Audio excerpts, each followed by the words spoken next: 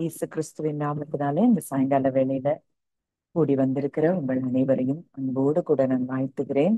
இந்த நாளிலும் தேவன் தமது மகத்துவமான வல்லமையினால் அவருடைய வார்த்தையினால் நம்மை நிரப்பி நம்மை ஆசீர்வதித்து நம்முடைய வாழ்க்கையில அதாவது நினைத்து பார்க்க கூட முடியாத மாற்றங்களை தேவன் நம் வாழ்க்கையில் செய்ய அவர் வல்லவராய் இருக்கிறார்.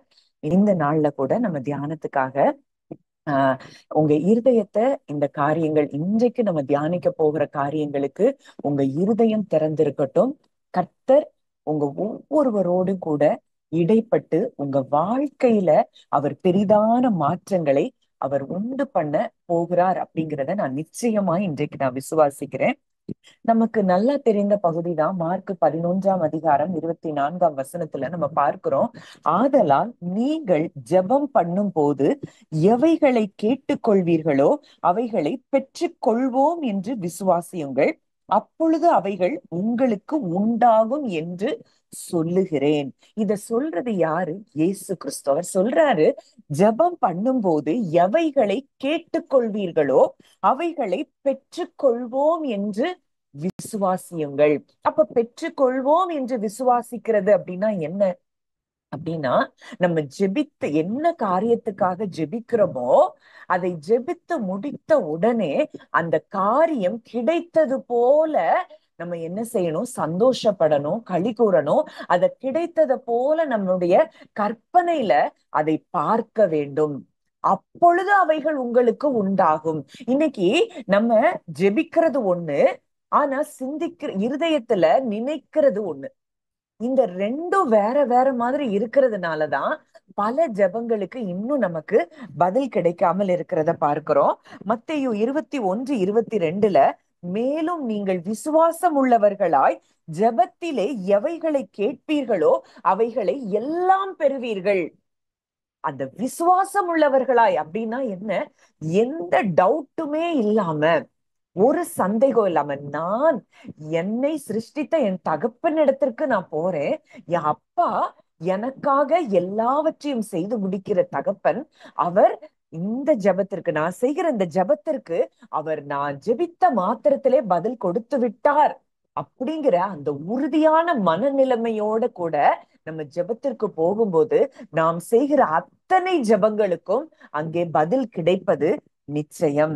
1 யோவான் 5:14-15 நாம் எதையாகிலும் அவருடைய சித்தத்தின்படி கேட்டால் அவர் நமக்கு செவி கொடுக்கிறார் என்பதே அவரை பற்றி நாம் கொண்டிருக்கிற தைரியம்.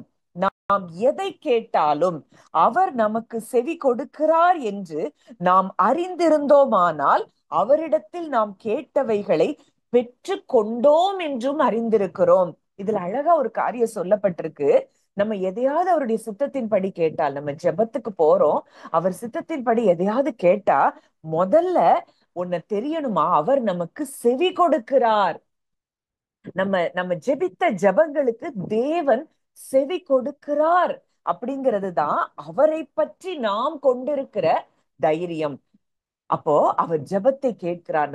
நம்ம என்ன செய்யறோம்? அவர் எங்கேயோ இருக்கிறாரு, நம்ம ஏதோ ஜோம் பண்றோம், என்னத்தையோ சொல்லிட்டு வந்துட்டு புலம்பிட்டு வந்துடுறோம். திருப்பி சொல்லிட்டு வந்த பிறகும் திருப்பி அதையே நினைச்சு அதையே புலம்பிட்டு இருக்கிறோம்.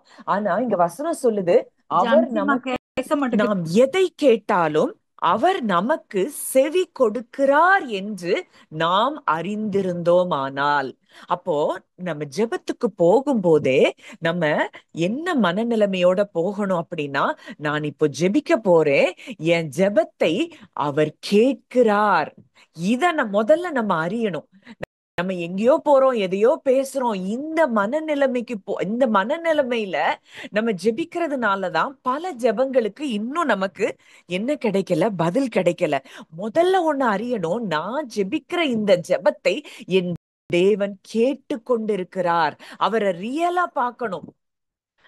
இன்னைக்கு நான் பேசுறத நீங்க எப்படி ரியலா கேட்டுட்டு இருக்கிறீங்களோ அதே மாதிரி நீங்க பேசுறத அவர் கேட்கிறார் என்பதை நீங்கள் அறிந்திருப்பீர்களானால், நீங்க அவரிடத்தில் கேட்டவைகளை பெற்று கொண்டோம் என்றும் அறிந்திருக்கிறோம். அது முடிஞ்சிருச்சு, அவ்வளவுதான். அவர் உங்க ஜெபத்தை கேட்கிறாருன்னு நீங்க அறிஞ்சிட்டீங்கன்னா போதும். நீங்க என்னெல்லாம் ஜெபத்துல கேட்கிறீங்களோ அதை எல்லா பற்றியும் நீங்கள் பெற்று கொண்டீர்கள். இதுதான் ஒரு விசுவாசம் உள்ள ஜெபம்னா, இதுதான் அந்த விசுவாசம் உள்ள ஜெபம். அங்க யாக்கோபு 1 அதிகாரம் 6 வசனத்துல, ஆனாலும் அவன் எவ்வளவாகிலும் சந்தேகப்படாமல் விசுவாசத்தோடே கேட்க கடவன். சந்தேகப்படுகிறவன் காற்றினால் அடிபட்டு அலைகிற கடலின் அலைக்கு ஒப்பாயிருக்கிறான். எவ்வளவாகிலும் சந்தேகப்படாமல் விசுவாசத்தோடே கேட்க கடவன். அப்போ இந்த இந்த விசுவாசம் அப்படிங்கிறது நம்ம எப்படி நமக்கு புரியும் அப்படின்னா, இப்படிப்பட்ட விசுவாசத்துலதான் நம்ம ஜெபித்திருக்கிறோம், இப்படிப்பட்ட விசுவாசத்துலதான் நம்ம இருக்கிறோங்கிறது நமக்கு எப்படி புரியும்னா, நம்ம ஜெபித்த காரியங்களை குறிச்சு அதுக்கு பிறகு நம்ம கவலையே பட மாட்டோம். அத குறிச்சு நம்ம நன்றி நன்றி சொல்ல ஆரம்பிப்போம். அதை குறிச்சு நம்ம சந்தோஷப்பட ஆரம்பிப்போம். நான் அவர்கிட்ட சொல்லிட்டேன், என் அப்பா என் ஜெபத்திற்கு பதில் கொடுத்து விட்டார் அப்படிங்கிற இடத்துக்கு நம்ம இருதயம் என்ன செஞ்சிரும், வந்துரும். அப்போ அங்க லாசருடைய கல்லறைக்கு முன்பாக போய் நின்னு அங்க இயேசு சொல்றது அதுதான். பிதாவே, நீர் எப்பொழுதும் எனக்கு செவி கொடுக்கிறீர் என்று அறிந்திருக்கிறேன். முடிஞ்சிருச்சு, அவ்வளவுதான். அவர் அறிஞ்சிட்டாருன்னா அங்க லாசரு உயிரோட வெளியே வருவது நிச்சயம். உடனே அவர் அங்க என்ன செய்யறாரு, நன்றி தான் செலுத்துறாரு. அங்க அந்த ஜெபமே எப்படி இருக்குதுன்னா நன்றி அறிதலோட தான் இருக்குது. நீங்க அந்த யோவான் 11 நீங்க வாசித்து பாருங்க, 41 இருந்து 44 வசனங்கள் வரைக்கும் அந்த ஜெபமே அது எப்படி இருக்கு, நன்றி அறிதலோடு இருக்கு. அப்போ இந்த விசுவாசம் அப்படிங்கிறது முதல்ல இருதயத்துல பெற்றுக்கொள்ளும், அடுத்ததா அது ரியாலிட்டியா மாறும். முதல்ல நம்ம இருதயத்துலதான் அந்த காரியத்தை நம்ம பெற்றுக்கொண்ட அந்த அந்த இடத்துக்கு நம்ம இருதயம் வரும். அந்த இருதயத்துல அந்த விசுவாசம் நான் பெற்றுக்கொண்டேங்கிற அந்த நம்பிக்கைக்கு வரும்போது அங்க ரியாலிட்டியில அது என்ன செய்யுது, அந்த மேனிஃபெஸ்டேஷனை நம்ம பார்க்க முடியும். எலியா அங்க மழைக்காக ஜெபிக்கிறார். 3 வருஷம் பஞ்சம் இருக்குன்னு சொல்லிட்டாரு. அதுக்கப்புறம் திருப்பி அந்த தேசத்துக்கு வந்து மழைக்காக ஜெபிக்கிறார். அங்க ஒரு மேகம் கூட வரல.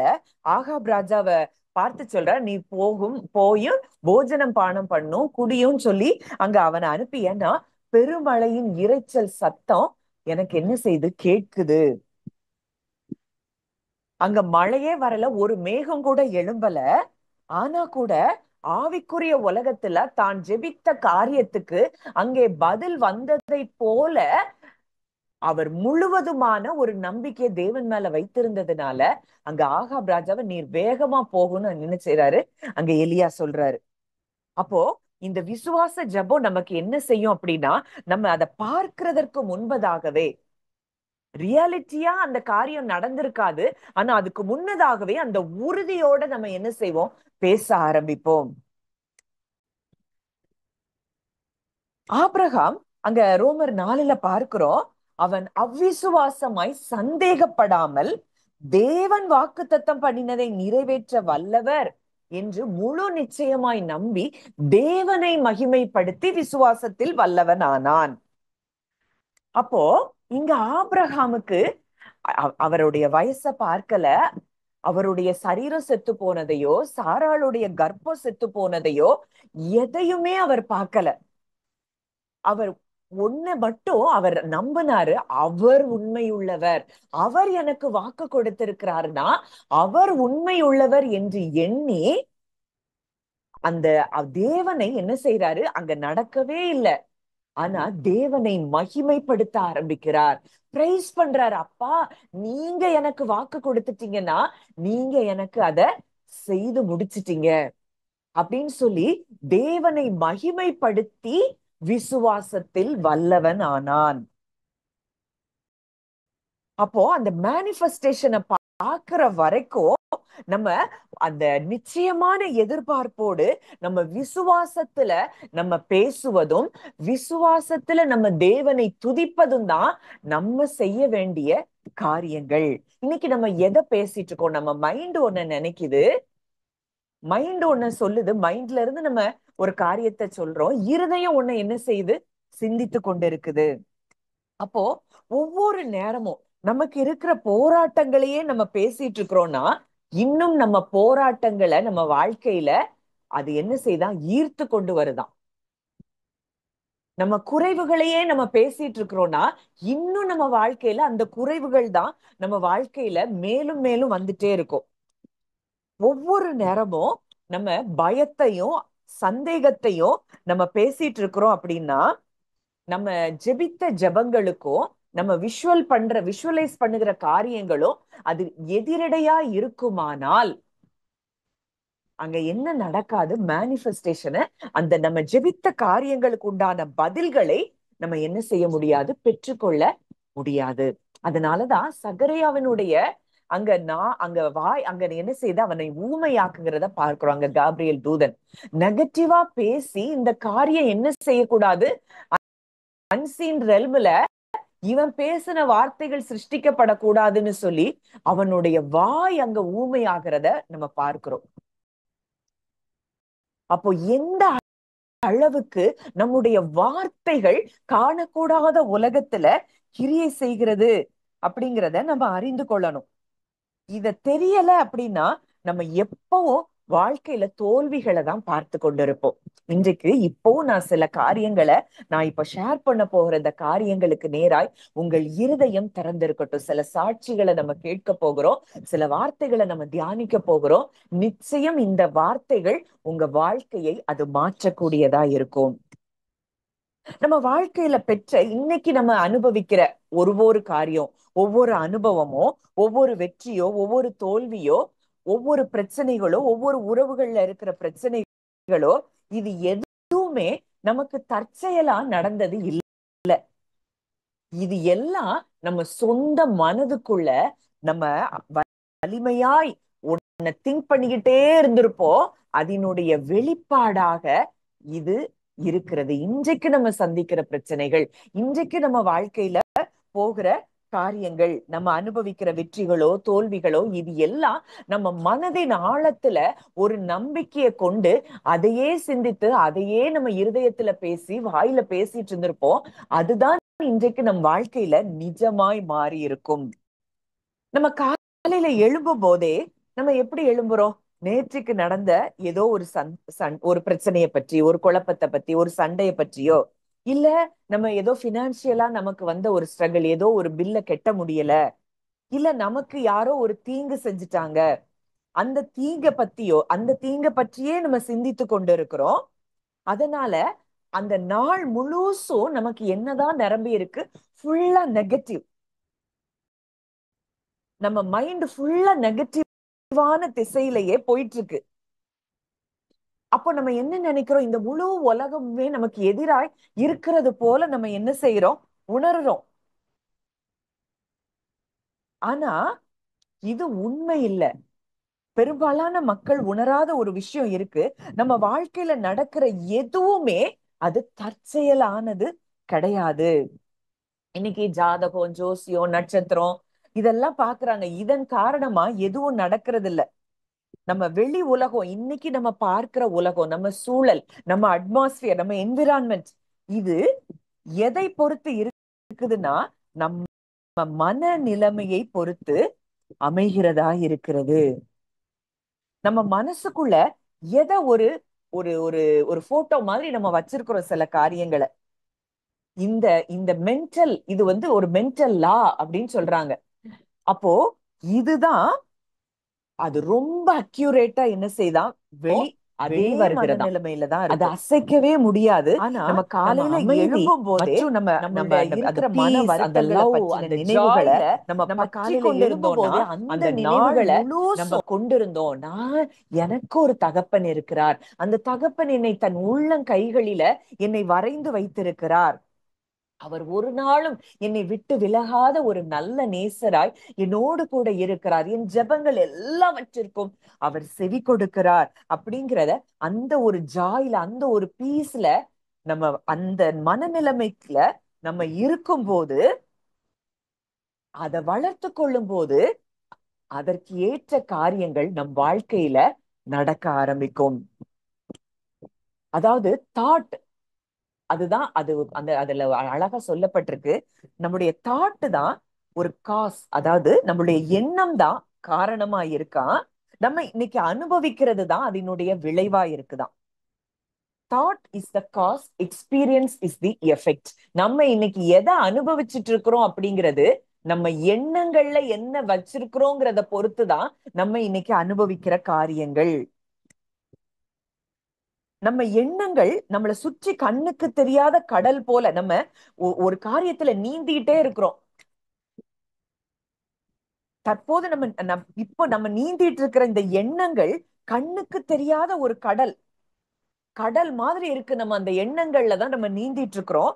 நம்மை சுற்றியுள்ள இந்த உலகம் இந்த உண்மையில தான் உருவாகுது. எந்த எண்ணங்கள்ல நம்ம நீந்தி கொண்டிருக்கிறோம். ஒவ்வொரு காலையிலயும் நம்ம கண் திறக்கும் போதே நம்ம ஏதோ இந்த, அதாவது ப்ரொஜெக்டர்ல இந்த படத்தை காண்பிப்பாங்க, அத மாதிரி நம்ம மைண்ட் ஒரு படத்தை காண்பிச்சுக்கிட்டே இருக்கு, படத்தை பார்த்துக்கிட்டே இருக்கு. அதுதான் நம்முடைய வாழ்க்கையில நம்ம என்ன அனுபவிக்கிறோமோ அந்த படமாய் மாறுகிறது. இப்போ இந்த மைண்ட்ல இருக்கிற படம் நமக்கு ஒழுங்கா இருந்தா நம்ம வாழ்க்கையில இருக்கிற நம்ம பார்க்கிற அந்த படமும் எப்படி இருக்கும், அது சரியானதா இருக்கும். அப்போ நம்ம ஒரு நாளை ஒரு வெறுமையான ஒரு இடத்துல நடந்து செல்றதுக்கு நம்ம தேவன் என்ன செய்யல, நம்மளை இந்த பூமியில வைக்கல. அவர் படைத்த ஒவ்வொரு நாளும் அது வெற்றியின் நாள். அதுல நம்ம களி கூர்ந்து மகிழும்படியாகத்தான் தேவன் நம்மை அழைத்திருக்கிறார். நம்மை சுற்றிலும் அந்த எண்ணங்கள் அப்படிங்கிற அந்த கடலுக்குள்ள நம்ம இருக்கிறோம். அந்த கடல் எப்படி இருக்கணும், அது தூய்மையானதா இருக்கணும்.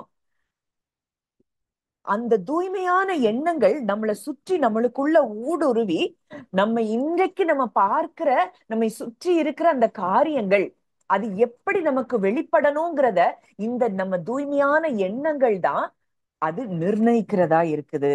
அதனாலதான் வசனம் சொல்லுது, ஒருவனுடைய இருதயத்தின் நினைவு எப்படியோ அப்படியே அவன் இருக்கிறான்.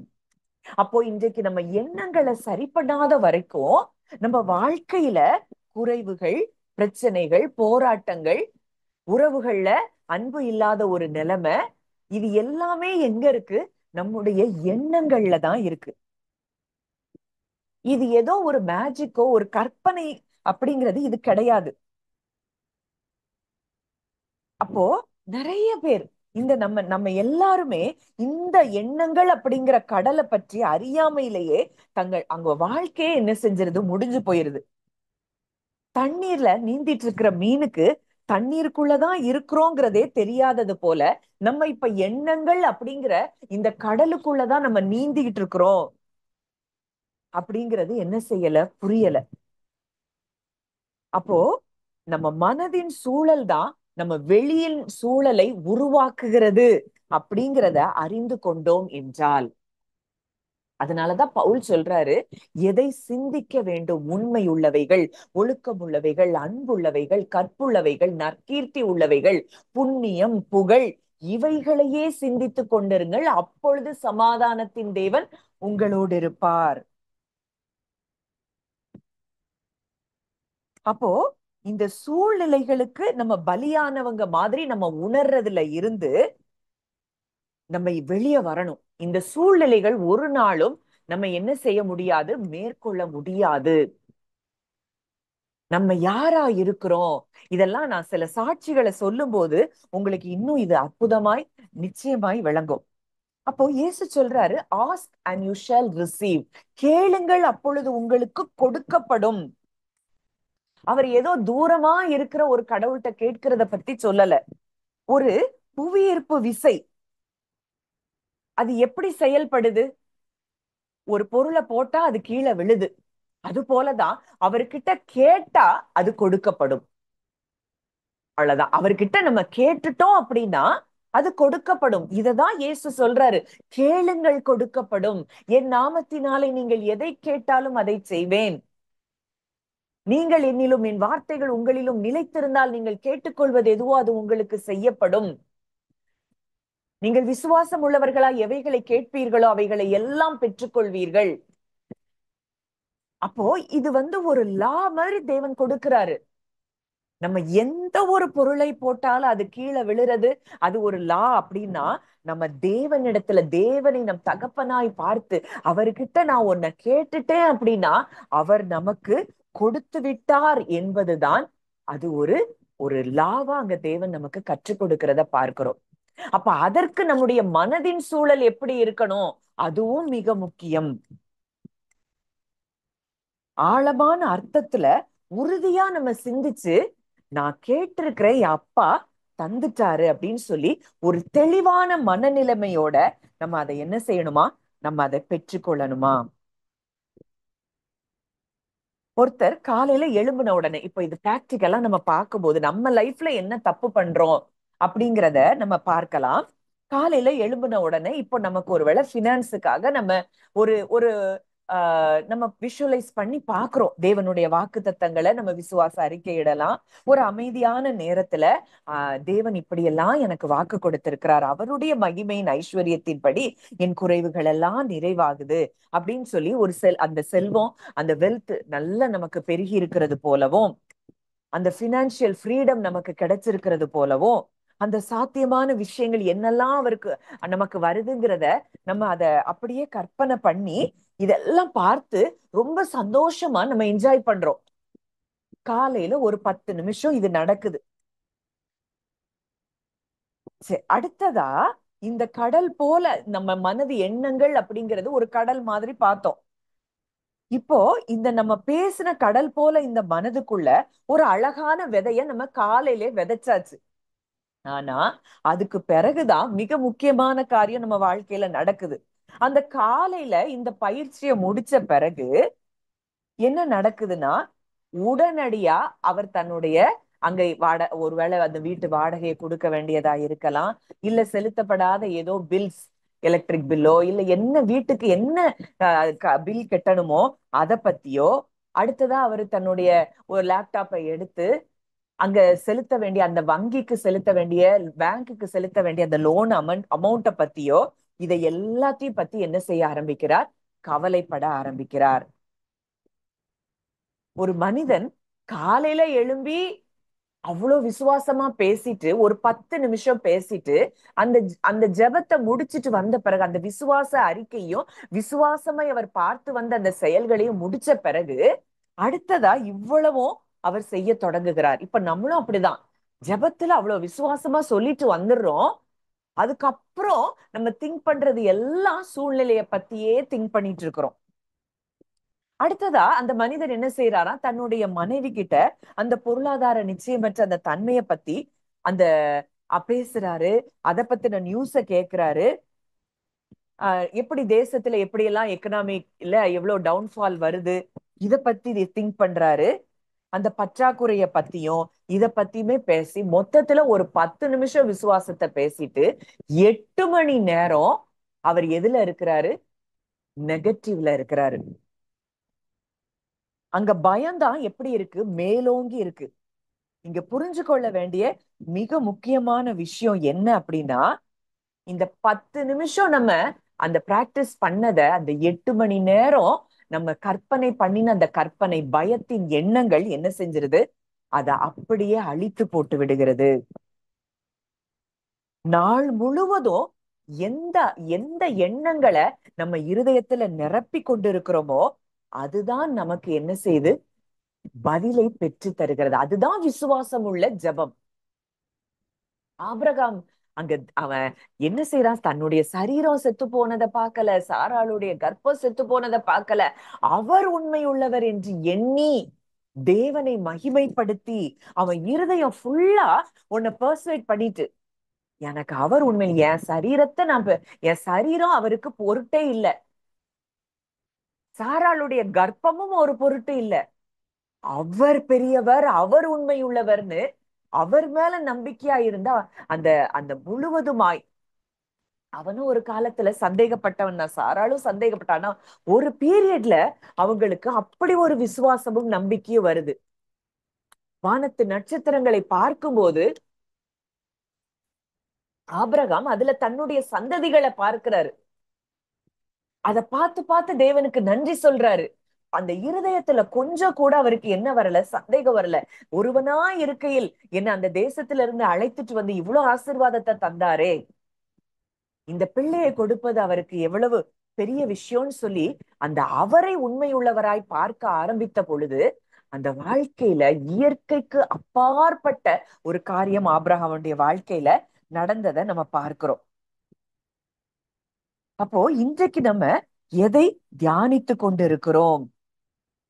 அதுதான் நமக்கு ரொம்ப முக்கியமான ஒரு காரியமா இருக்கு. அடுத்ததா நம்ம பார்க்கிறோம்,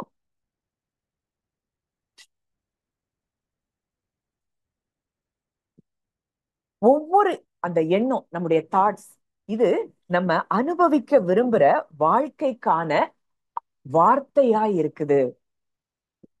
நம்ம எதுக்கு பயப்படுறோமோ அதுக்கு நம்ம வார்த்தைய, அந்த அந்த பயப்படுகிற அந்த வார்த்தைகளை நம்ம பேசாதபடி எதை விரும்புறோமோ அந்த வார்த்தைகளை நம்ம பேசும்போது உண்மையாவே அற்புதம் நடக்க தொடங்குகிறது. இதுக்கான ஒரு அற்புதமான ஒரு சாட்சி. இதை நான் ஆக்சுவலா ஒரு இதுலதான் வாசிச்சேன். இன்னைக்கு நான் பேசுகிறதே எனக்கு என்னுடைய ஆவியில இந்த இந்த இந்த வார்த்தைகளை நான் வாசிக்கும் போதே அவ்வளவு ஒரு களி கூறுதல். அப்போ இன்றைக்கு எந்த அளவுக்கு அவருடைய வார்த்தையை நம்ம பிரதானமாய் பார்க்கிறோம், அவருடைய வார்த்தைக்கு நம்ம செவி கொடுக்கிறோம், அவருடைய வார்த்தைக்கு நம்ம கீழ்ப்படுகிறோம் என்பதுலதான் நம்முடைய அற்புதங்கள் அடங்கி இருக்கு. அப்போ இது வெளிநாட்டுல நடந்த சம்பவம். ஒரு 14 வயது ஒரு டீனேஜ் ஒரு பையன். அவன் ரொம்ப, அதாவது அவன் ஸ்கூலுக்கு போற இடத்துலயும் சரி, வீட்டுலயும் சரி, எந்த இடத்துலயும் அவனுடைய நடவடிக்கைகள் மிகவும் மோசமான நிலைமையில அவனுடைய நடவடிக்கைகள் இருக்கு. தகாத வார்த்தைகள், கெட்ட வார்த்தைகளை பேசுறதும், மற்றவங்க தவறான நண்பர்கள் கூட சுத்திட்டு இருக்கிறதும், அந்த ஸ்கூல்லயும் அந்த டீச்சர்ஸ்க்கு எதிரா அங்க செயல்படுறதும், அங்க அவ்வளோ கம்ப்ளைண்ட்ஸ், இது எல்லாம் தொடர்ந்து நடந்துட்டே இருக்கு. இந்த தாய், அந்த அந்த மகனை பெற்ற அந்த தாய் அவனுக்கு வழக்கமா நிறைய அட்வைஸ் கொடுத்துட்டே இருக்கிறாங்க. எவ்வளவோ முயற்சி பண்ணி பாக்குறாங்க. அறிவுரை அந்த பனிஷ்மெண்ட் கொடுத்து பாக்குறாங்க. அவனுக்கு என்னெல்லாம் சலுகைகளை கொடுத்தாங்களோ அதெல்லாத்தையும் என்ன செய்யறாங்க, நம்ம கூட அப்படிதான் செய்வோம். நீ இதை செய்யலைன்னா நான் உன் கையில இருந்து நிறைய நம்ம நிறைய இடங்கள்ல நிறைய பெற்றோர் சொல்றது, போனே உனக்கு தரமாட்டேன் இனிமே.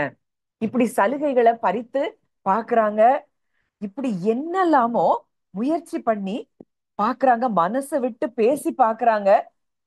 எதுவுமே வேலை செய்யல. அவனுடைய அந்த ஆக்டிவிட்டிஸ மாத்துறதுக்கு எவ்வளவோ முயற்சி செய்ய இன்னும் அவன் மோசமாயிட்டே போறான். அப்போ இந்த அம்மாவுக்கு ஒரு தேவ மனிதர் இந்த காரியங்களை குறித்து, உன் முழு இருதயத்துல நீ எதை சிந்தித்து கொண்டிருக்கிற அப்படின்னு அதை கற்றுக்கொண்ட பிறகு அந்த தாய் இது எல்லாத்தையும் முயற்சி செஞ்சு விரக்தியின் உச்சகட்டத்துக்கு அந்த தாய் போயிட்டா. மகன் கிட்ட எது தவறா இருக்குதுங்கிறதுலயே கவனம் செலுத்துறதுக்கு பதிலா அடுத்ததா அந்த தாய் என்ன செய்ய ஆரம்பிக்கிறாங்க, தன்னுடைய எண்ணங்களை மாற்ற ஆரம்பிக்கிறார். அவன் எப்படி இருக்கணுமோ அவனை பற்றி மிக அந்த உயர்ந்த அந்த எண்ணத்தோட மனது அளவுல அவன்கிட்ட நடந்து கொள்ள ஆரம்பிக்கிறாங்க. தினம் ஒரு 3 முறை ஒரு அமைதியான இடத்துல போய் உட்கார்ந்து தன் மகன் எப்படி இருக்கணும்னு அவர் விரும்பினாரோ அதை கற்பனை செஞ்சு பாக்குறாங்க. அந்த மரியாதையா, அவ படிப்புல ஈடுபாடோட, உண்மையிலேயே மகிழ்ச்சியா, நான் தேவனிடத்துல இதெல்லாம் கேட்டிருக்கிறேன், என் பிள்ளை இப்படிதான் இருக்கிறான், அவன் கிளாஸ்ல அவன் நல்லா பேசுறான், டீச்சர்ஸ் கூட அவன் நல்லா இன்டராக்ட் பண்றான், தன்னுடைய ஆசிரியர்களை அவன் மரியாதையா அவன் நடத்துறான், சந்தோஷத்தோட அவன் வீட்டுக்கு வர்றான் அப்படிங்கிறத ஒரு ஒரு நாளைக்கு 3 நேரம் அமைதியா அந்த மகனுடைய அந்த நெகட்டிவ மைண்ட்ல இருந்து டோட்டலா இருதயத்துல இருந்து எடுத்துட்டு, அவங்க எப்படி விரும்புறாங்களோ, தேவனிடத்துல அவங்க எதை, மகனுடைய வாழ்க்கை எப்படி மாறணும்னு அவங்க விரும்பி ஆசைப்பட்டாங்களோ அத தன் மனதின் அந்த படத்தை அவங்க என்ன செஞ்சாங்க, மாற்ற ஆரம்பித்தாங்களாம். அப்போ அங்க ஒரு முக்கியமான விஷயம், அவன் பிரச்சனைகளை பத்தி அவனுடைய டீச்சர்ஸ் இல்ல பக்கத்து வீட்டுக்காரங்க இல்ல சொந்த குடும்பத்தார்கிட்ட அவனை பற்றி நான் இனிமே பேசவே மாட்டேன் அப்படின்னு சொல்லி ஒரு முடிவெடுத்தாங்களாம். முதல்ல அவனை பற்றின அந்த அந்த நெகட்டிவான எண்ணங்கள் இல்லாம அவன் எப்படி அவங்க விரும்புனாங்களோ அப்படி இருக்கிறத அவங்க கற்பனையில பாக்குறாங்க. அடுத்ததா அவனுடைய அவனுடைய நிலைமைய குறித்து அவனுடைய டீச்சர்ஸ் கிட்டயோ அவனுடைய உறவுகள்கிட்டயோ பக்கத்து வீட்டுக்காரங்க கிட்டயோ அவனை பற்றி பேச போறது இல்ல. நெகட்டிவான வார்த்தைகளை என் பிள்ளைய குறித்து நான் பேச மாட்டேன்னு சொல்லி ஒரு தீர்மானம் பண்ணிட்டாங்களாம். யாராவது அவனுடைய மோசமான நடத்தை பத்தி வருத்தமா பேச வரும்போது அத ரொம்ப ரொம்ப ஒரு நாகரீகமா அந்த பேச்சை என்ன செஞ்சிருவாங்களாம், தவிர்த்துருவாங்களாம். இது ரொம்ப ஒருவேளை இது சூழ்நிலைக்கு அப்பாற்பட்ட காரியமா, நம்ம பார்த்துட்டே இருக்கிற காரியங்களை குறிச்சுதான் யோசிச்சு சிந்திச்சு கவலைப்பட்டு வருத்தப்பட்டு அதையே பேசி மேலும் மேலும் மேலும் மேலும் நம்ம பிரச்சனைகளை என்ன செய்யறோம், பெருசாக்கிட்டு இருக்கிறோம். ஆனா இந்த தாய் இந்த காரியங்களை அது செய்ய தொடங்கும் போது 3வது நாள்லயே அந்த தாய் ஒரு அற்புதமான ஒரு ஒரு ரிசல்ட்ட பார்த்தாங்களாம். அந்த டீச்சர் ஒரு ஒரு ஒரு நோட் அனுப்பி விடுறாங்க. என்ன நோட்னா, அவனுடைய மனப்பான்மை, அவன் அவன் அந்த கிளாஸ்ல அவன் ரொம்ப ஆக்டிவா அவனுடைய பங்களிப்பு ரொம்ப அதிகமா இருக்கிறத அவங்க எழுதி அனுப்புறாங்களாம். அவனுடைய மனப்பான்மையில ஈடுபட்ட அந்த மாற்றத்துல ஆசிரியர் அந்த டீச்சர் உண்மையிலே ரொம்ப ஆச்சரியப்பட்டிருக்கிறாங்க. ஒரு வாரத்துக்குள்ள அவனுடைய அந்த வீட்டிலையும் அவன் எப்படி செயல்பட்டுட்டு இருந்தானோ அந்த செயல்பாடுகள் முற்றிலுமாய் மாற ஆரம்பிச்சுதான். அவனே அவங்க அம்மா கிட்ட கூப்பிட்டு, அம்மா லைப்ரரிக்கு போகலாமா அப்படின்னு கேட்க ஆரம்பிச்சானாம். ஹோம்ஒர்க்ஸ்ல ஆர்வம் காட்ட ஆரம்பிச்சானாம். இந்த மாற்றம் ரொம்ப, அதாவது கிராஜுவலாம் நடக்கல. இது எப்படி நடக்குது, ரொம்ப வேகமா நடக்குதாம். அவனை சுற்றி இருக்கிற எல்லாருக்கும் இது தெளிவா புரியுது. இந்த தாய் அவன்கிட்ட பேசல, அவன்கிட்ட அட்வைஸ் பண்ணல, எதுவுமே செய்யல. இவங்க எண்ணங்கள்ல மாற்றங்கள் உண்டாகுது. அந்த மகனுடைய வாழ்க்கையில ஜீவனை அவங்க பார்க்க ஆரம்பிக்கிறாங்க. அந்த வெளிப்புறத்துல அந்த தாய் அவன்கிட்ட எந்த ரகசியமா பேச்சுவார்த்தை நடத்தல, அவனுக்கு லஞ்சம் கொடுக்கல, இல்ல மிரட்டல, இல்ல வெளிப்புறமா எந்த பிரஷரும் அவனுக்கு கொடுக்கல. அவர் செய்ததெல்லாம் அந்த மனதின் எண்ணங்களை அவர் மாற்றினார். அப்போ ஆண்டவர் சொல்றாரு, கேளுங்கள் தரப்படும்னா அவர் கொடுத்துட்டாருங்கிற மனநிலைமையில இருந்து அதை பெற்றுக்கொண்டதை போலவும், அந்த பெற்றுக்கொண்டா நம்ம என்ன சந்தோஷத்தை நம்ம உணர்வுகள்ல அடைவோமோ அந்த சந்தோஷத்துல நம்ம இருக்கும் பொழுது உடனடியாக நீங்க எந்தெந்த சூழ்நிலைகள்ல உங்க வாழ்க்கையில மாற்றங்களை பார்க்கணுமோ அத்தனை சூழ்நிலைகள்லயும் மாற்றங்களை நீங்க பார்க்க ஆரம்பிப்பீங்க. எந்த ஒரு வார்த்தை கூட அந்த மகன் கிட்ட பேசாம மாற்றங்கள் உண்டாயிருக்குது அப்படின்னா நம்ம எண்ணங்களுக்கு எவ்வளவு வல்லமையை தேவன் வைத்திருக்கிறார். நம்ம வார்த்தைக்கு தேவன் எவ்வளவு வல்லமையை வைத்திருக்கிறார். வார்த்தைனா நம்ம நாவுல இருந்து புறப்படுகிற வார்த்தை இல்ல, நம்ம இருதயத்திற்கு ஒரு நாவு இருக்கு.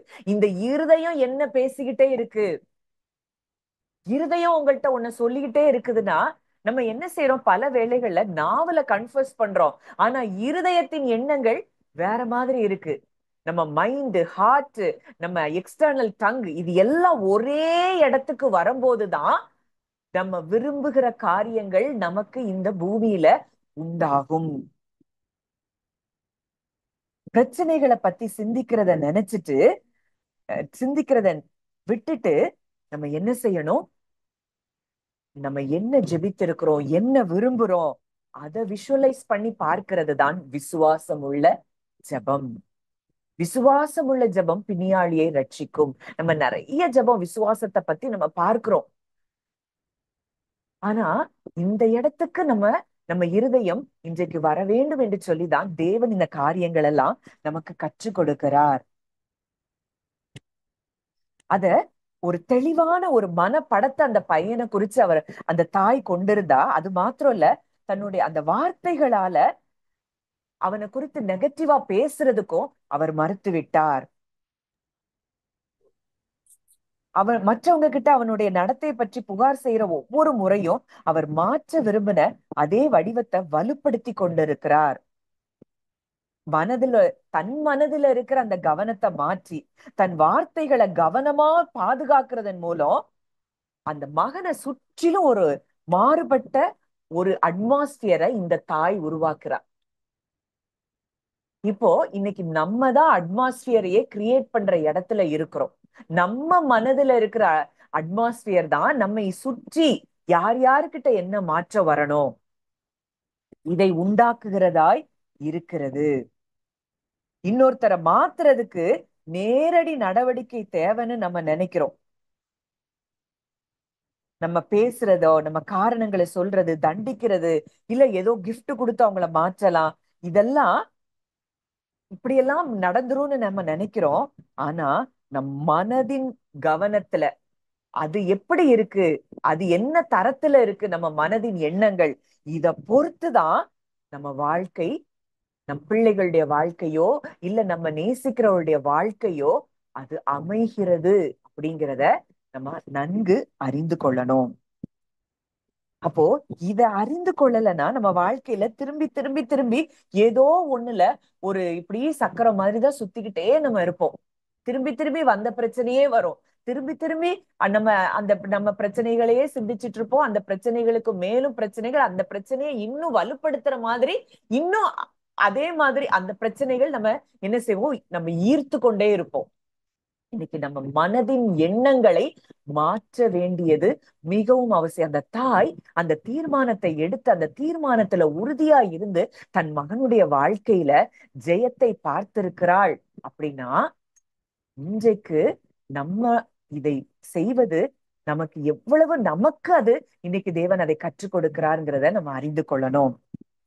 நம்ம மனது முதல்ல சுத்தமா தெளிவா இருக்கும்போது, நம்ம எண்ணங்கள், உணர்வுகள் நம்ம விரும்பின முடிவுகளோட ஒத்து போகும்போது இந்த அவுட்டர் வேர்ல்டுல அது என்ன செய்ய ஆரம்பிக்குது, பிரதிபலிக்க ஆரம்பிக்குது. நம்ம இதுல தேவனை நம்பாததுனாலதான் நமக்கு என்ன வருது, பயம் வருது. அவர் சொல்றாரு, நீ கேட்டுட்டியா, நான் உனக்கு கொடுத்துட்டேன். இதுதான் நான் உனக்கு சொல்லுகிற ஒரு காரியமா இருக்குதுதான் அவர் லாவா கொடுக்கிறாரு. கேளுங்கள் தரப்படும், தட்டுங்கள் திறக்கப்படும். அப்போ நம்ம கேட்டுட்டோம்னா அவர் கொடுத்துட்டாருங்கிற இடத்துல அவர் கண்ணுல இருந்து நம்ம பார்க்கும் போது, அவருடைய கண்களும் நம்முடைய கண்களும் ஒன்றா இணையும் போதுதான், ஆமா நான் இதை கேட்டிருக்கிறேன், அப்பா இதை கொடுத்துட்டாருங்கிற அந்த சந்தோஷத்துல நம்ம அவரை துதிச்சு அவரை மகிமைப்படுத்தி அந்த காரியங்களையே குறித்து நம்ம எண்ணி அதுக்கு அந்த சந்தோஷத்திலேயே நம்ம இருக்கும்போது நம்ம கேட்டவைகளை நம்ம பெற்றுக் கொள்ளுகிறோம். நீங்கள் ரட்சிப்பின் ஊற்றுகளில் இருந்து மகிழ்ச்சியோட தண்ணீர் மொண்டு கொள்வீர்கள். அப்போ ரட்சிப்பின் ஊற்று இருக்கு. எதுலெல்லாம் நமக்கு விடுதலை வேணும், எதுலெல்லாம் நமக்கு ரட்சிப்பு வேணும் அப்படின்னா அதுக்கு என்னதுதான் பக்கெட்டா, மகிழ்ச்சி, ஜாய். இந்த ஜாய் நமக்கு எப்ப வருதோ அப்ப நம்ம எல்லா ஆசீர்வாதங்களையும் நம்ம மொண்டு கொள்ள முடியும். அப்போ நம்ம எது நம்ம பார்க்கிற எந்த, நம்ம இப்படி எல்லாம் ட்ரீம் பண்றோம், இதெல்லாம் நடக்கணும்னு விரும்புறோம், அந்த கனவுகளை நம்ம என்ன செய்யணும், நம்ம மனதுல படங்களாய் பார்க்க ஆரம்பிக்கணும். இன்னும் ஒரே ஒரு சாட்சியை சொல்லி நான் முடிக்கிறேன். இது ரொம்ப இன்னும் நிறைய சாட்சிகள் இருக்கு. ஏன் இந்த சாட்சிகளை சொல்றோம்னா, இது சாட்சிகளை கேட்கும் போதுதான் இது தீர்க்க தரிசனத்தின் ஆவியா இருக்கு. அதுவும் இல்லாம நம்ம இது செயல்படுவதற்கு தூண்டுகிற ஒரு சாட்சியா இருக்குது. மெக்சிகோ அப்படிங்கிற இடத்துல ஒரு ஸ்டேஷனரி கடை வைத்திருந்த ஒரு நபர் ஃபெட்ரிகோ. அவர் பேர் ஃபெட்ரிகோ. அவருடைய பிசினஸ் ரொம்ப மோசமா தோல்வி அடைந்த நிலைமையில இருக்கு. அதனால அவர் நிரந்தரமா கடைய மூடுறத பத்தி அவர் யோசிச்சுட்டு இருக்கிறாரு. டோட்டலா எந்த விற்பனையும் இல்லாத இடத்துக்கு அவர் அந்த அந்த அந்த அளவுக்கு அவருடைய பிசினஸ் என்ன ஆயிட்டு, ரொம்ப ஒரு படு பாதாளத்துக்கு போயிட்டு, வாடிக்கையாளர் கஸ்டமர்ஸ் ரொம்ப ரேரா தான் அவர் கடைக்கு வர்றாங்க. ஒவ்வொரு நாளும் அந்த கடைக்கு லைட் போடுறதே அவருக்கு பெருசா ஒரு போராட்டமா இருக்கு. அப்போ இந்த இந்த காரியங்கள் தேவன் குறித்தும் அந்த விசுவாசத்தின் வாழ்க்கையை குறித்தும் அவர் அறிந்த பொழுது அவர் ஒரு காரியத்தை அங்க செய்ய ஆரம்பித்தார். அங்க ஒரு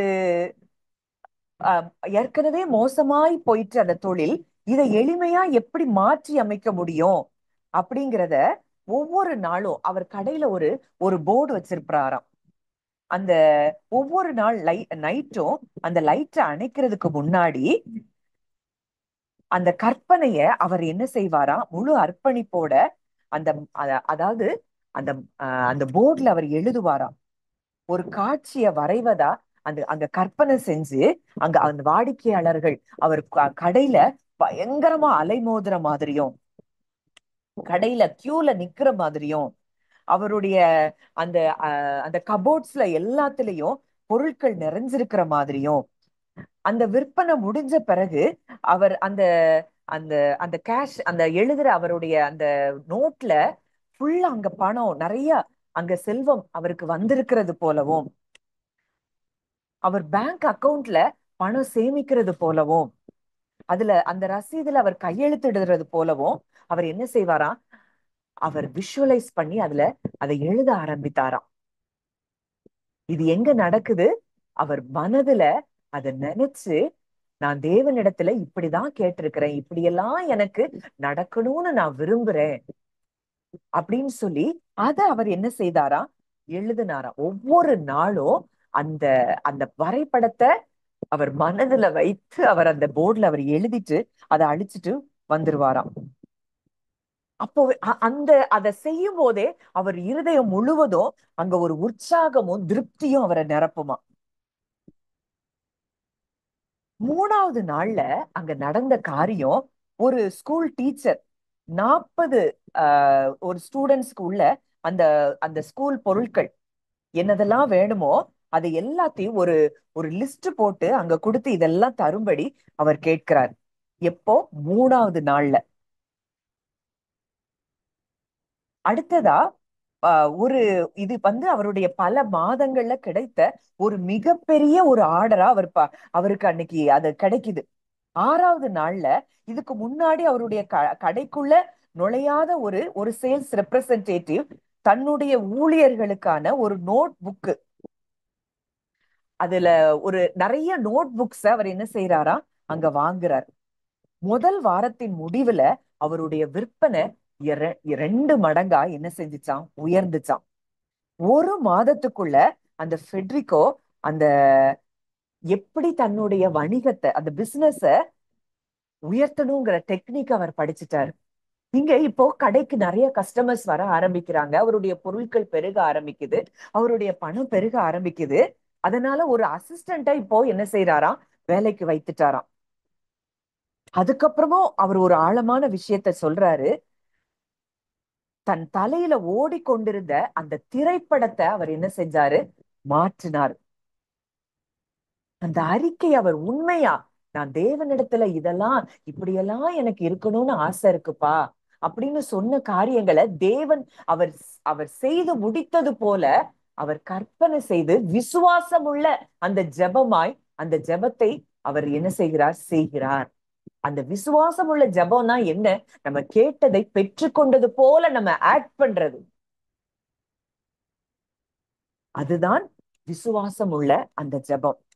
அப்போ இந்த ஒரு அணுகுமுறைய இவர் மாற்றின மாத்திரத்துல அவருடைய வாழ்க்கையில இப்படி நம்ப முடியாத அளவுக்கு அவருடைய வாழ்க்கை என்ன செஞ்சிருச்சு, மாறிடுச்சு. அப்போ இத இதுதான் இந்த விசுவாசம் உள்ள ஜெபத்தை செய்கிறவர்கள், அதாவது ஆஹ் இயற்கைக்கு அப்பாற்பட்ட காரியங்களை, இன்னைக்கு எத்தனையோ தெய்வ மனிதர்களை பார்க்கிறோம், அவங்க எல்லாம் அப்படித்தான் அதெல்லாம் பெற்றுக்கொள்கிறாங்க. ஆனா இது இல்லாம எப்பவுமே புலம்பலும் முறுமுறுப்பும் அழுகையும், அதை ஏன் ஆண்டவர் செய்ய மாட்டேங்கிறாரு, ஏன் இது நடக்கல, ஏன் அது நடக்கல, அவங்க எப்படி இருக்கிறாங்களே, இவங்க எப்படி இருக்கிறாங்களே, இவங்க வார்த்தை இப்படி, இவங்க வாழ்க்கை மாறவே இல்லையே இப்படின்னு நம்ம புலம்பிட்டே இருக்கிற வரைக்கும் யாருடைய வாழ்க்கையிலையும் நம்ம மாற்றங்களை பார்க்கவே முடியாது. அது நம்ம பொருளாதார ரீதியிலையும் அந்த மாற்றங்களை நம்ம பார்க்க முடியாது. உறவுகள்ல நம்ம எந்த காரியங்கள்ல நம்ம சரிப்படுத்தணுமோ அதுலயும் பார்க்க முடியாது. இப்படி எந்த காரியத்திலையும் நம்ம அற்புதங்களை பார்க்க முடியாது. நம்ம இருதயத்தின் சத்தம் எதுவோ அதுதான் வெளி உலகத்துல மேனிஃபெஸ்டேஷனா நமக்கு நடக்கிற காரியங்களா இருக்குது. நம்முடைய எண்ணம் அப்படிங்கிறது ஒரு சீடு. நம்முடைய ஃபீலிங் அப்படிங்கிறது ஒரு விதைய நம்ம மண்ணுக்குள்ள போடுறோம். அந்த விதை முளைக்கக்கூடிய தேவையான அந்த ஹீட் தான் அது உணர்ச்சி. நம்ம உணர்ச்சிகள்ல நம்ம எதை பார்க்கிறோம் அதுதான் ரியாலிட்டியா மாறுது. ஒரு குளிர்ந்த ஒரு உயிரற்ற ஒரு மண்ணுல அந்த விதைய நட்டோம்னா அந்த விதை என்ன செய்யாது, வளராது. அதுக்கு தேவையான சூடும் அதுக்கு உண்டாகணும். அப்பதான் விதைக்குள்ள இருந்து அந்த முளை என்ன செய்யும், எழும்பி வரும். இப்போ இந்த எண்ணம் அப்படிங்கிறது விதைனா நம்ம அத உணர்ச்சிகள்ல அத சந்தோஷமா ஆபிரகாம் எப்படி எனக்கு வாக்கு கொடுத்தவர் உண்மையுள்ளவர்ங்கிற சந்தோஷத்துல அவர் தேவனை மகிமைப்படுத்துறாரோ அதே போல ஒரு மனநிலைமை நமக்கும் இருக்கும்போது நம் வாழ்க்கையில் மாற முடியாத சூழ்நிலைகள், மாற்றக்கூட முடியாத, மாற்றப்பட முடியாத நபர்கள் அப்படின்னு எதுவுமே கிடையாது. அப்போ ஒரு 30 ஒரு வினாடிகள் போதும் நம்ம எண்ணங்களை மாற்றுறதுக்கு. ஒரு சின்ன பயிற்சி நம்ம ஏற்கனவே மெடிடேஷன்ல நம்ம செய்யறோம். நம்முடைய உணர்ச்சிகளை மாற்றுவதற்கு. அப்போ நம்ம நம்ம பிரீதிங் பண்ணும்போது நம்ம ஒரு ஆழமா, அதாவது நீங்கள் அமர்ந்திருந்து நானே தேவன் என்று அறிந்து கொள்ளுங்கள்னு சொல்றாரு. அப்போ நம்ம அமைதியான ஒரு மனநிலைமையில நம்ம அப்படியே நம்ம பிரீத் பண்ணும்போது தேவன் என் ஜெபத்தை கேட்டு கொண்டிருக்கிறார், அவர் கேட்டிருக்கிறார் அப்படிங்கிறத நீங்க உள்வாங்கி உங்க இருதயத்துல இருக்கிற அந்த தேவையில்லாத அந்த பயங்கள், கவலைகள், குழப்பங்கள் இதை எல்லாத்தையும் நீங்க அங்க ரிலீஸ் பண்ணி உங்களுக்குள்ள அந்த தேவரகமான அந்த நம்பிக்கையும் ஆற்றலும் விசுவாசமும் ஒவ்வொரு செல்களுக்குள்ள அணுக்களுக்குள்ள தேவன் யார் என்பதை குறித்த அந்த உணர்வுகளை நீங்க உங்களுக்குள்ள செலுத்தி தேவையில்லாத காரியங்கள் அவர்கிட்ட கொடுத்துட்டு இந்த சந்தோஷத்துல நீங்க நிலைத்திருக்கும் போது இதுக்கு ஒரு மெயினா மிஞ்சு போனா ஒரு 30 செகண்ட் போதும். உங்க சூழ்நிலைகள் எதிரா இருக்குதா, உடனடியா இந்த காரியங்களை நீங்க செய்து பாருங்க. இல்ல நான் தேவனிடத்துல கொடுத்திருக்கிறேன், அவர் எனக்கு அப்பா, அவர் சொல்லி இருக்கிற குமாரனையே எனக்கு கொடுத்துட்டாருனா இது எல்லாத்தையும் நான் மற்ற எல்லாவற்றையும் உனக்கு அருளாதிருப்பது எப்படின்னு சொல்லி இருக்கிறார். என் அப்பா என் ஜெபத்தை கேட்கிறவர் அப்படின்னு சொல்லி அந்த எண்ணங்களினால உங்க இருதயங்கள், உங்க செல்கள், உங்க எல்லாத்தையும் நீங்க நிரப்பி அந்த உணர்ச்சிகள்ல அந்த சந்தோஷத்தை நீங்க பார்க்கும் பொழுது உங்க சூழ்நிலைகள் நிச்சயமாய் மாறுகிறத நீங்க பார்க்க முடியும். இங்கதான் மாற்றங்கள் உண்டாகிறது. நமக்கு ஒருவேளை இன்னைக்கு பொருளாதார ஆசீர்வாதம் தேவைப்பட்டா நம்ம நம்ம செல்வம் இருக்கிறதா நம்ம உணரணும். நம்ம சுகம் தேவைப்பட்டா நம்ம ஆரோக்கியம் அடைந்ததை போல நம்ம உணரணும். ஏன்னா வார்த்தை அததான் சொல்லுது, நம்ம ஏற்கனவே அவருடைய தழும்புகளால் குணமாக்கப்பட்டிருக்கிறோம். நம்ம வியாதி உள்ளவங்களாவே நம்மள சிந்திச்சிட்டு இருந்தோம்னா அதுதான் நம்ம வாழ்க்கையில இருக்கும். அவருடைய வார்த்தைக்கும் நம்முடைய எண்ணங்களுக்கும் நம்ம மாறுதலாய் செயல்படும் போது அந்த சுகத்தை நம்ம என்ன செய்ய முடியாது, பெற்றுக்கொள்ள முடியாது. நம்ம உறவுகள்ல நமக்கு ஒரு சமாதானம், அன்பு வேணும்னா அந்த சமாதானத்தையும் அன்பையும் நீங்க அதை பெற்றுக்கொள்வதற்கு முன்பதாகவே அதை உணர ஆரம்பிக்கணும். அப்போ சம்பந்தப்பட்ட அந்த நபர்களிடத்துல தேவன் மாற்றங்களை என்ன செய்வார், உண்டு பண்ணுவார். அதுக்கு பிறகு நம்ம நன்றி அறிதலோட அவருக்கு நன்றி சொல்லிட்டே தான் இருக்கணும், சின்ன சின்ன விஷயத்துக்கும். அதனாலதான் தெசலோனிக்கேயர்ல பவுல் எழுதுறாரு, எப்பொழுதும் சந்தோஷமாயிருங்கள், இடைவிடாமல் ஜெபம் பண்ணுங்கள், எல்லாவற்றிலேயும் ஸ்தோத்திரம் செய்யுங்கள். அப்போ இன்னைக்கு நம்ம ரிலாக்ஸ்டா ஒரு இடத்துல உட்கார்றோம், ஒரு சேர்ல உட்கார்றோம், நம்ம நல்ல ஆகாரத்தை உண்றோம். இதுக்கு இப்படி ஒன்னொன்னுக்கும் நம்ம என்ன செய்யணுமா, நன்றி அறிதல் உள்ளவங்களா இருக்கணுமா. இப்படி நன்றி அறிதல் உள்ள இருதயம் எல்லாவற்றையும் ஈர்க்கக்கூடிய இருதயமாய் இருக்குமா. இன்னைக்கு நம்ம எத்தனை இடத்துல நம்ம புலம்பிட்டு இருக்கிறோம். அந்த இஸ்ரவேல் ஜனங்கள் பெரிய பெரிய பெரிய பெரிய அற்புதங்களை பார்த்த பிறகு கூட அவங்க புலம்பிக்கிட்டே இருந்ததுனாலதான் அவங்க வாக்கு தத்தங்களை சுதந்திரிக்க முடியல. இன்னைக்கு நமக்கு நல்ல சுகத்தை தேவன் கொடுத்திருக்கிறார்.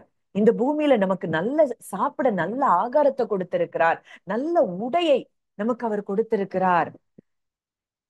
நல்ல உறவுகளை அவர் கொடுத்திருக்கிறார். நல்ல சூழ்நிலைகள், நல்ல பிள்ளைகள், இப்படி எத்தனையோ காரியங்களை நமக்கு கொடுத்திருக்கிறார். ஒரு நாள்ல காலையில இருந்து நைட்டு வரைக்கும் நம்ம நன்றி சொல்லணும்னா எத்தனையோ காரியங்களுக்கு நம்ம நன்றி சொல்லிட்டே இருக்கலாம். இப்படி இதுதான் தேவனுக்கு சித்தம்னு 1 தெசலோனிக்கேயர்ல நம்ம பார்க்கிறோம் 5வது அதிகாரத்துல. இப்படி செய்வதே கிறிஸ்து இயேசுக்குள் தேவனை குறித்த உங்களுடைய சித்தமா இருக்கிறது. அப்ப அவருடைய சித்தத்தை நம்ம நிறைவேற்றணும்னா நம்ம வாழ்க்கையில நம்ம குறைவுகள் என்பதுல நம்ம வாழவே முடியாது. உணர்ச்சி அளவுல நீங்க எதை அனுபவித்துக் கொண்டிருக்கிறீங்களோ அதுதான் நீங்கள் பெற்றுக்கொள்ளுகிறதா இருக்கும். அப்போ நம்ம ஆசைகள், நம்ம விருப்பங்கள், அவர் சொல்றாரு மன விருப்பத்தின்படி உனக்கு தந்தருளி உன் ஆலோசனைகளை எல்லாம் நிறைவேற்றுவேன் அப்படின்னு அவர் சொல்லி இருக்கிறாருன்னா என் இருதயத்தின் ஆசைகளை அவர் நிறைவேற்றுகிற தகப்பனா இருக்கிறார்ங்கிறத நீங்க உணர்ச்சி பூர்வமா அறிந்து உணர்ந்து நீங்க நன்றி சொல்ல ஆரம்பிக்கும் பொழுதே அந்த காரியங்கள் அது உங்களுடையதாய் அது மாறும். நிச்சயமா இந்த வார்த்தைகள் உங்க ஒவ்வொருவருடைய வாழ்க்கையிலையும் இது அற்புதமான மாற்றங்களை கொண்டு வரக்கூடியதா இருக்கும். இது ஒவ்வொரு நாளும் நம்ம இருதயத்தை, இதுதான் நமக்கு வாழ்க்கையில ரொம்ப முக்கியம். அததான் நம்ம பார்க்கிறோம் ரோமர் 8:1-2 கிறிஸ்து இயேசுக்குட்பட்டவர்களாய் இருந்து மாம்சத்தின்படி நடவாமல். நம்ம இந்த உலகம் சொல்ற காரியங்களையே நம்ம பார்த்து கோபம், பயம், எரிச்சல், கசப்பு, வைராக்கியம், இதுல மிக முக்கியம் மன்னிக்கிற இருதயம். இந்த மன்னிக்கிற இருதயம் அது கூட நான் அதுலயும் ஒரு சாட்சியை நான் வாசித்தேன். ஒரு பிசினஸ் 2 பேர் பார்ட்னர்ஸ் செஞ்சுட்டு இருந்தாங்களா. அவங்களுக்குள்ள ஏதோ பிரச்சனை நிமித்தம் அவங்க 2 பேரும் பிரிஞ்சுட்டாங்க. அதுல ஒரு மனிதன், தேவ மனிதன், அந்த மனிதன் அந்த பிரிந்து போன அந்த தன்னுடைய மற்ற பார்ட்னருக்காகவோ அவர் நன்றி செலுத்த ஆரம்பித்தாரா. அவனுடைய பிசினஸையும் நீங்க ஆசீர்வதிங்க, நான் மனதார அவனை ஆசீர்வதிக்கிறேன் அப்படின்னு சொல்லி ஆசீர்வதிக்க ஆசீர்வதிக்க இவருடைய வாழ்க்கையில அங்க ஆசீர்வாதங்கள் பெருக ஆரம்பிச்சதாம். இன்னைக்கு நம்ம வாழ்க்கையில சில ஆசீர்வாதங்கள் தடைப்பட்டு இருக்குன்னா நம்முடைய இருதயத்துல அந்த மன்னியாத தன்மைகளும் அதுக்கு ஒரு தடையா இருக்கிறத நம்ம பார்க்கிறோம். அதனாலதான் ஆண்டவர் சொல்ற, நீ காணிக்கை செலுத்தும் போது நீ யார மன்னிக்கணுமோ நீ மன்னிச்சுட்டு வா. உன் இருதயம் எந்த அஃபென்ஸ்லயும் இருக்க கூடாது. ஒருவேளை சில நபர்கள்ட்ட நம்ம போய் பேச முடியாத இடத்துல இருக்கலாம். அதுக்காக நம்ம வலுக்கட்டாயமா அவங்கள்ட்ட போய் பேசி நம்ம மன்னிச்சுட்டேன்னு சொல்லணும் அப்படிங்கிறது இல்ல. நம்ம இருதயத்துல இருந்து அவங்கள விடுதலை பண்ணணும். இல்லப்பா, மனதார நான் அவங்கள மன்னிக்கிறேன், நான் அவங்கள நேசிக்கிறேன், அவங்கள ஆசீர்வதிக்கிறேன் அப்படின்னு சொல்லும் போதே அந்த ஆசீர்வாதங்கள் அது நம்முடையதாய் மாறுகிறது. அததான் நம்ம வசனத்துல பார்க்கிறோம். நீங்கள் ஆசீர்வாதத்தை சுதந்தரித்துக் கொள்ள அழைக்கப்பட்டவர்கள் என்று அறிந்து ஆசீர்வதியுங்கள். தீமைக்கு தீமையும் உதாசனத்துக்கு உதாசனத்தையும் சரி கட்டாமல். இன்னைக்கு நம்ம பொருளாதாரத்துல நம்ம குறைவுல இருக்கிறோம், இல்ல நம்ம சுகத்தை நம்ம பெற்றுக்கொள்ளாத இடத்துல இருக்கிறோம், இல்ல உறவுகளுக்குள்ள பிரச்சனைகள்ல இருக்கிறோம்.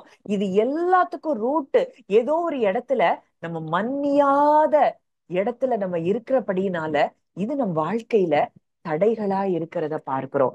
மனதார மன்னிச்சு விடுதலை பண்ணிருங்க, நம்ம விடுதலை ஆவோம். நம்ம வாழ்க்கையில நம்ம ஆசீர்வாதங்களை நிச்சயமாய் சுதந்திரித்துக் கொள்ள வேண்டிய இடத்துல நம்ம வந்துருவோம். அதான் ஆண்டவர் சொல்றார், தீமையை என்ன செய்யணுமா, நன்மையினால வெல்லணுமா. நமக்கு எதிரா என்ன வேணாலும் பேசட்டும், என்ன வேணாலும் சொல்லட்டும், நான் அவங்கள பிளஸ் பண்ணுவேன். ஏன்னா என் இருதயத்துல என்னுடைய ஆவியில தேவ அன்புதான் ஊற்றப்பட்டிருக்கு. நான் ஃபிளஷ் கிடையாது. அவங்க சொல்லுகிறது நான் இல்ல. நான் யார்? நான் இப்ப எப்படி இருக்கிறேன்? ஸ்பிரிட் பீயிங்கா இருக்கிறேன். அந்த கிறிஸ்து இயேசுக்கு உட்பட்டவர்களா இருந்து இது எல்லாம் அந்த மாம்சத்தின்படி நடக்காம ஆவியின்படி நடக்கிறவங்க வாழ்க்கையில எல்லா பகுதிகள்லயும் ஜீவன் செயல்படுகிறத நம்ம நிச்சயமாய் பார்க்க முடியும். நிச்சயமா இந்த வார்த்தை உங்க ஒவ்வொருவருடைய இருதயத்திலும் தேவன் விதைத்திருக்கிறார் அப்படிங்கிறத நம்புறேன். இன்னையில இருந்து நம்ம சந்தோஷமா அவருக்குள்ள களி கூர்ந்து மகிழ்வோம். கர்த்தரிடத்தில் மன மகிழ்ச்சியாயிரு. அவர் உன் இருதயத்தின் வேண்டுதல்களை உனக்கு அருள் செய்வார். நமக்கு என்ன யுத்தத்தை செய்யணுமோ, யாருடைய இருதயத்துல பேசணுமோ, அதெல்லாம் அவர் வேலை. நம்ம போய் ஒவ்வொருத்தர்கிட்டயா நம்ம பேசி நம்முடைய நம்முடைய சூழ்நிலைகளை சொல்லிட்டு இருக்க வேண்டியது அவசியம் இல்ல.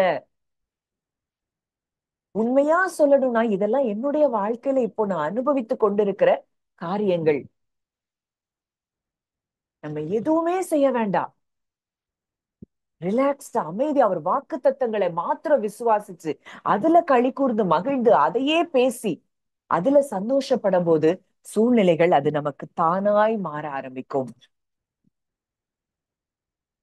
நிச்சயமா நான் ஜெபிச்சு இன்னைக்கு நான் ஜோம் பண்ணிட்டு வந்திருக்கிறதே அதுதான். இத கேட்கிற நீங்க ஒவ்வொருவருடைய வாழ்க்கையிலும் நீங்க சாட்சிகள், நீங்க நிச்சயமா சொல்லணும். நாங்க தேவனை நம்புனோம், இப்படி நாங்க உண்மையா நாங்க விஷுவலைஸ் பண்ணி நாங்க ஜெபித்த ஜெபங்களை நாங்க விஷுவலைஸ் பண்ணி பார்த்தோம், இந்த அற்புதங்களை நாங்க பெற்றுக்கொண்டோம்னு சொல்லி நீங்க எல்லாரும் சொல்லணும். அதுதான் என்னுடைய விருப்பம், தேவனுடைய விருப்பமும் கூட. நிச்சயமா அந்த இடத்துக்கு நம்மை தேவன் கொண்டு வருகிறார். நம்ம வாழ்க்கை சந்தோஷமும் சமாதானமும் நித்திய மகிழ்ச்சி உங்கள் தலையின் மேல் இருக்கும். சஞ்சலமும் தவிப்பும் ஓடி போகும். சந்தோஷமும் மகிழ்ச்சியும் அடைவார்கள் என்ற அந்த இடத்துக்கு தேவன் நம்மை கொண்டு வருகிறார். நம்முடைய ஆத்மாவில ஆவியில இதை ரிசீவ் பண்ணியிருக்கிறோம். இதை நம்ம என்ன செய்யணும்? செயல்படுத்தணும். அதுல சோம்பேறித்தனம் நமக்கு இருக்கக்கூடாது. அதை எழுதணும்னா இப்ப எந்த நபர்கிட்ட நீங்க மாற்றங்களை பாக்குறீங்களோ அந்த அந்த நபர்களை குறித்து நீங்க பாசிட்டிவா எழுதணும். இல்ல உங்களுக்கு செல்வ ஆசீர்வாதங்களை நீங்க சுதந்திரிக்கணும்னா, என் தேவன் தம்முடைய மகிமையின் ஐஸ்வர்யத்தின்படி என் குறைவையெல்லாம் அவர் நிறைவாக்குகிறார் அப்படின்னு அந்த படத்தை பார்த்து நீங்க எழுத ஆரம்பிங்க. நீங்க எழுதும் போதே உங்களுக்குள்ள ஒரு சந்தோஷம் வரும். அந்த சந்தோஷத்திலே நீங்க நிரம்ப நிரம்ப நிரம்ப சுற்றிலும் இருக்கிற காரியங்கள் அது தானாய் மாற ஆரம்பிக்கும். ஏன்னா அவர் சொல்லிட்டாரு, நீ எதை கேட்டாலும் நான் செய்வேன், நீ கேட்டா நான் தருவேன். அப்ப அவர் நம்ம கேட்ட மாத்திரத்துல அவர் தந்துட்டாரு. ஆனா பெற்றுக்கொள்வதற்கு நம்மிடத்துலதான் பல தடைகள் இருக்கு. அததான் இன்றைக்கு நம்ம தியானித்திருக்கிறோம். நிச்சயமாய் இனி வருகிற நாட்கள்ல நம்ம சுதந்திரித்துக் கொள்ள வேண்டிய இடத்திற்கு தேவன் நம்மை கொண்டு வருகிறார். நம்ம ஜெபிக்கலாம். நல்ல தகப்பனே, நன்றியோடு உம்மை துதிக்கிறோம், ஸ்தோத்தரிக்கிறோம் அப்பா. இந்த நாளிலும் எங்களோடு இடைப்பட்ட உங்களுடைய அற்புதமான வார்த்தைகளுக்காக நாங்கள் நன்றி செலுத்துகிறோம் அப்பா. அப்பா, எங்களை நீங்க இந்த உலகத்துல சாதாரணமா வாழ நீங்க அழைக்கலப்பா. ஜெயம் பெற்றவர்களாய் விசுவாசத்தில் உறுதியாய் இருந்து நாங்கள் ஜெயிக்க வேண்டும் என்பதுதான் உங்களுடைய விருப்பமா இருக்கிறத, உங்களுடைய சித்தமா இருக்கிறத நாங்க பார்க்கிறோம்ப்பா. ஜெயம் கொள்ளுகிறவர்கள் எல்லாவற்றையும் சுதந்திரித்துக் கொள்ளுவார்கள் என்று சொல்லி வேதம் சொல்லுது. சாந்த குணமுள்ளவர்கள் பூமியை சுதந்திரிப்பார்கள் என்று சொல்லி நாங்க பார்க்கிறோம்ப்பா. மனத்தாழ்மையும் சாந்தத்தையும் அணிந்து கொள்ளுங்கள், அப்பொழுது உங்கள் ஆத்துமாக்களுக்கு இளைப்பாறுதல் கிடைக்கும்னு சொன்னீங்கப்பா. அந்த மனத்தாழ்மையையும் சாந்தத்தையும் நாங்கள் அணிந்து கொண்டு இளைப்பாறுதல்ல எப்பொழுதும் உங்ககிட்டயே நாங்க நன்றி செலுத்தி உங்களையே பெரிதாய் பார்த்து, நீர் உண்மையுள்ளவர் என்பதை நாங்க பெரிதாய் பார்த்து உங்களுக்கு நன்றி செலுத்தக்கூடிய அப்படிப்பட்ட இருதயத்தை நீங்க ஒவ்வொருவருக்கும் நீங்க தாங்கப்பா. இத கேட்டுக்கொண்டிருக்கிற எல்லாருடைய வாழ்க்கையிலையும் மாற்றங்கள் உண்டாகும்படியாய் அவர்கள் இந்த காரியங்கள்ல செயல்பட தகப்பன் கிருபை தாங்க. இந்த சத்தியம் 100 மடங்கு ஒவ்வொருவருடைய வாழ்க்கையிலும் அது பலன் தரட்டப்பா. 1000 மடங்கு பலன் தரட்டப்பா.